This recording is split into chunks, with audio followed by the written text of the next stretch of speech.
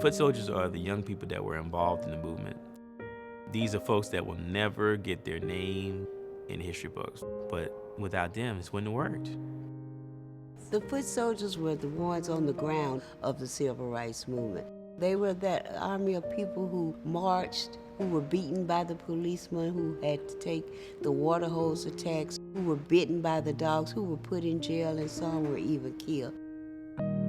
These people are American history heroes, and they live right next to us.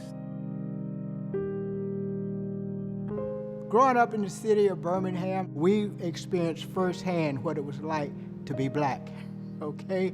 I felt like if I could make a difference, I was willing to do that, because at that particular time, I was just one fed up little black girl. I really was. So I was ready to go. I was motivated to go.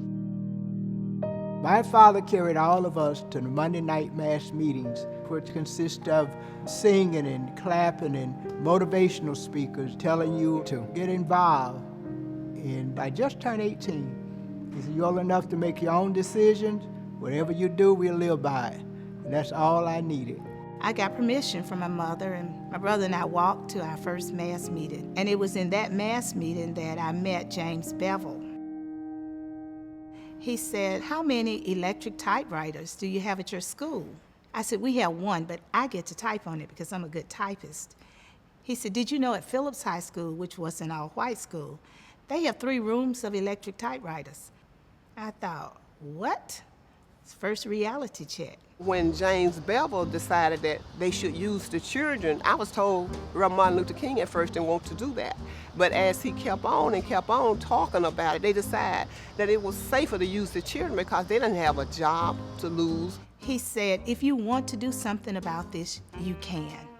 Your parents can't, but you really don't have anything to lose. And I agreed with him. And that's what got me going. James Bevel helped them understand, listen, you're being discriminated against because of who you are.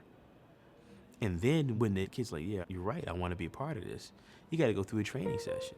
We attended student nonviolent workshops. We would meet sometimes at 16th Street in the basement, and the different ministers would talk to us. They basically told us that if you get involved, you got to be nonviolent.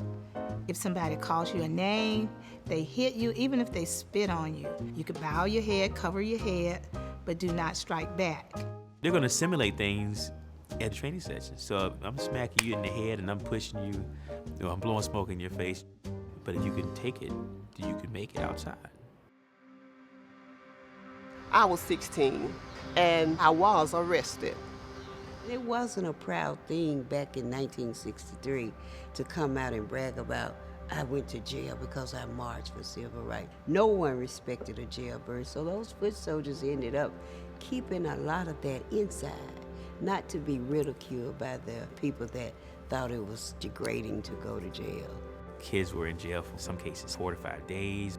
Imagine being in a jail cell for 4 or 5 days and you're in there packed like sardines with 38, 39 other kids. I mean, these kids they're not soldiers for real, but they were fighting a war for their freedom.